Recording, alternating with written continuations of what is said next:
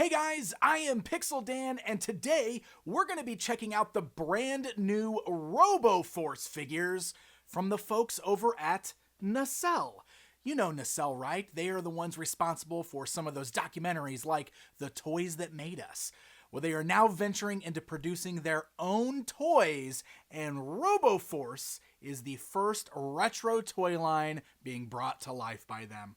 So you can see the bottom of the box says very important toy. I believe this is sort of like their toy line name or the branding for the action figures that they're going to be producing. And they're doing more than just RoboForce, but this is where we're starting off.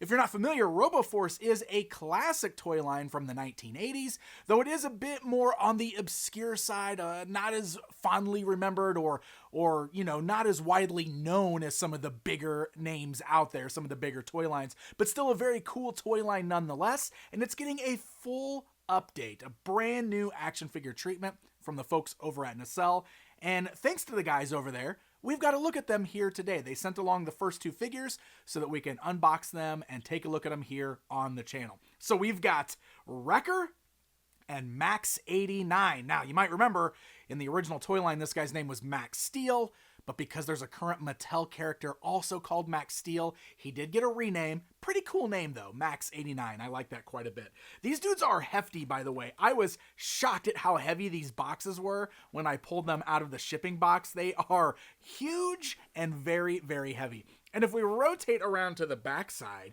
you can see we've got some awesome artwork over here of the characters in their new designs. And then we've also got bios for the characters there as well. So figure number 1 and figure number 2 for this new Robo Force toy line. We're going to go ahead and open these up and we're going to get a closer look at the action figures within. All right, let's go ahead and kick things off with the leader of the good guys here. We got Max 89 outside of the packaging. And as I mentioned, this is a big, hefty, chunky boy right here. If I bring in the tape measure, you can see that the figure is at 8 inches tall. Look at this. He's like 6 inches across on his shoulders there. That's pretty amazing stuff.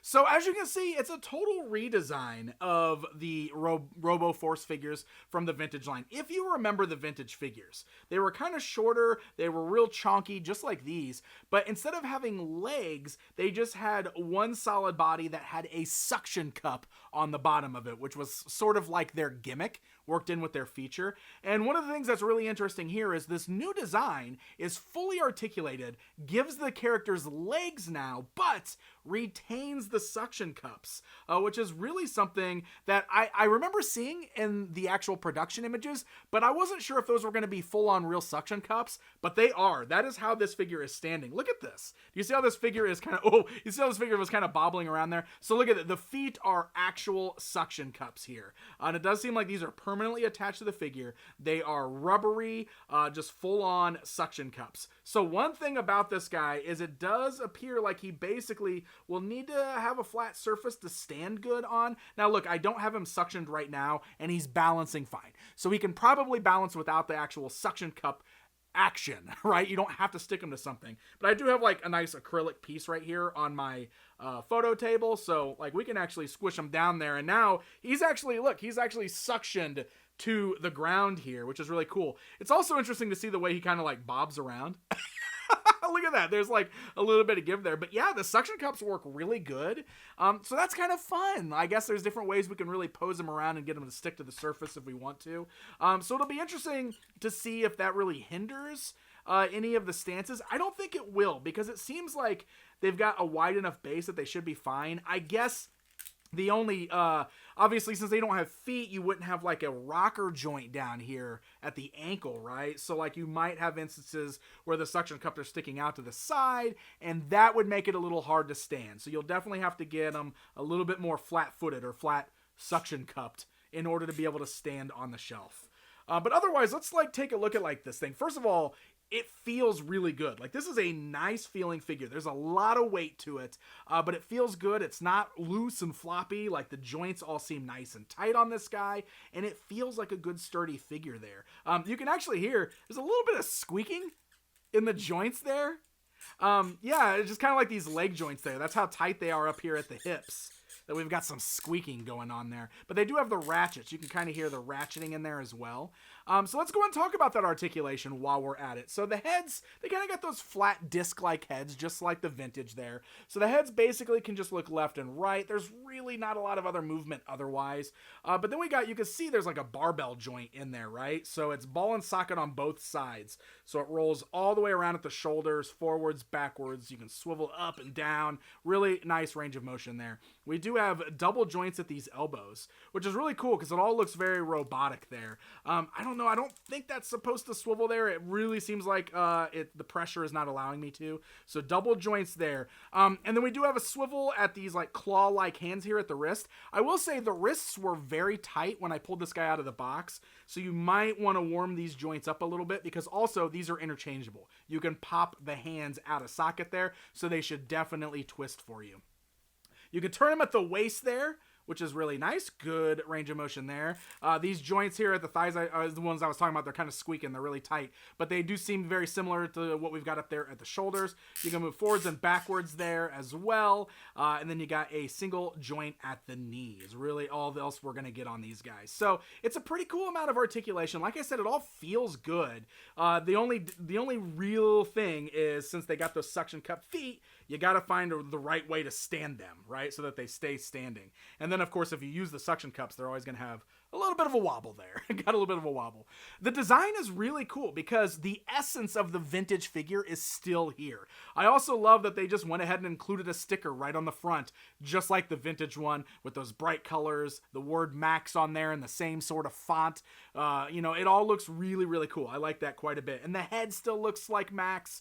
There's a lot of character there. Like, I almost love how he looks like he's got little eyebrows there and those bright orange eyes. So really cool stuff. The white is pearlized, so it's nice and shiny. Then there's some bright blues on there, the blacks, and there's a bit of a wash worked in there as well. He's a very cool looking toy, and he looks like an 80s robot, right? Or really, he looks like an 80s robot that's been souped up a little bit, maybe for the 90s. That's kind of what, I love that though. I think that's a really cool look for the character. So he does have some fun accessories. I mentioned interchangeable hands. He comes with one interchangeable hand that's got this claw extended, and you could use it for either side because both of these hands are interchangeable. So if we wanted to, we could pop that out of socket. The other one could pop right back in. You can see it was a nice tight fit. Now we've got this cool clawed hand there that we can use instead. And then he's got these other accessories that are all attachments, and they're like optional attachments. These are all made of a very rigid plastic, so there's no flexibility here. I thought maybe these were bendy hoses, but they are not. They are just molded this way. So let me show you. There's different places to plug these in. It actually took me a while to find them. They're kind of hiding here. On his back, right above his left shoulder, there is a little plug there that is meant for this little satellite dish looking thing. Just plugs right in that socket right there. Up here on top of his right shoulder, we've got this little socket that is meant for this over the shoulder cannon. So that can plug in right up there like that. And then the odd one, the one I feel weird, he's got this like around the side extra cannon here. So there's a little hole right in here. But the thing is when I plug this one in, it doesn't quite look like it's aiming the right way, because you have to find the right way to plug this in. There's only one way it really goes in. And this one I had to kind of, there it is. I had to kind of mess with that a little bit. But you can see it's like the cannon's like pointing downwards. And I did mess with it a little bit. I mean, like, it doesn't look too bad, like from certain angles. But I don't know. I kind of wanted it to come pointing out this way just a little bit more there. But I don't know. He looks kind of cool with all these like extra bits and pieces like sticking off of him there. And then in addition to those, you do also have a handheld cannon, which is really cool. Like, look at that. It's got some nice color on there. It's got like a copper kind of fading into like a gunmetal color there. This is a solid weapon too. And then his hands, they don't open and close, but they are tight, and you just can kind of press that through the socket there on the hand, and he gets a really tight grip on it. And now our Maxx 89 is all armed up and ready for battle. This is a really cool looking figure. I like it. Really fun update. All right, that's going to bring us over to Wrecker, and wow, this dude's got a lot going on here.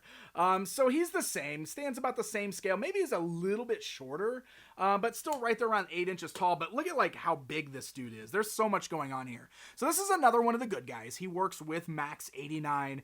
He's supposed to be our jack of all trades robot. He's like got a very obvious construction theme going on here with the yellows and the blacks and almost like the caution tape kind of looking stripes there on his chest. I love it says Wrecker with the dots on there. Very, very vintage feeling. The overall body design and everything is very similar to Maxx. You still got the same big suction cup feet. I love the head sculpt on this guy. I mean, get in there and look at that. Look at how he looks like he's got those wacky eyebrows with like one eyebrow raised. Again, so much personality in these robots. I think that is so, so very fun. With the hands here, these are really cool because one of them definitely looks like a jackhammer type thing. This doesn't move at all. Like, I mean, the jackhammer doesn't spring or anything like that, but that's definitely what that's supposed to look like. And then over on the right, we've got this claw, which does open and close slightly. You can see it kind of pinches shut there, which is really cool. But I gotta show you what's going on in the back. This thing is wild here. Let me get the suction cups. They feel like they're needed with this guy because look at these giant cranes sticking off the back. And I love that they just look like scoops, right? But they're huge and they're heavy. This guy is very heavy. So he's very top heavy when you've got these things plugged in. And one thing I do want to talk about is like you do have to plug these into the back there. And they are a bit tricky to plug in. Let me just get this one pulled out here. So you just they got these long pegs.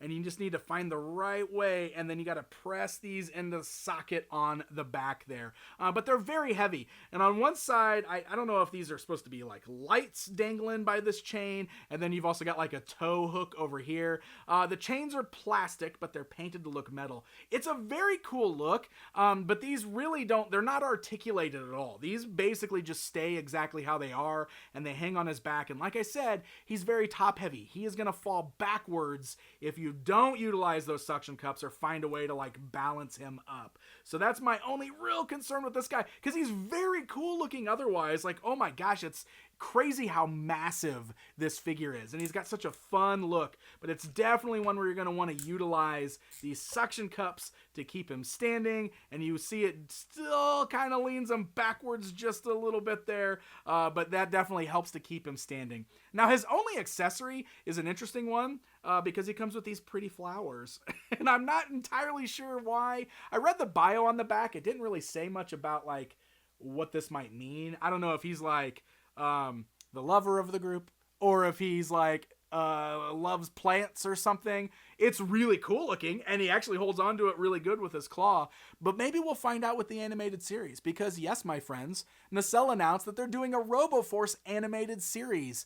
So that's pretty exciting and something fun to look forward to out of this property. All right, guys, it's comparison time. So I do have a vintage Maxx Steel over here that I want to compare with the brand new Maxx 89 action figure, so you can see what the vintage ones looked like standing alongside these new ones here. It's pretty crazy to look at the difference, right? But also you can see where they're coming from. The similarities I talked about with the sticker there, the head, the face design is very similar. And then these are the suction cups on the bottom of the vintage action figures. Really, the only thing these guys did was move their heads forward, and they had this little feature that made their arms move. So it's kind of cool seeing, and this is what I was talking about, like this looks like an 80s robot, right? And this looks like a 90s-ified 80s robot.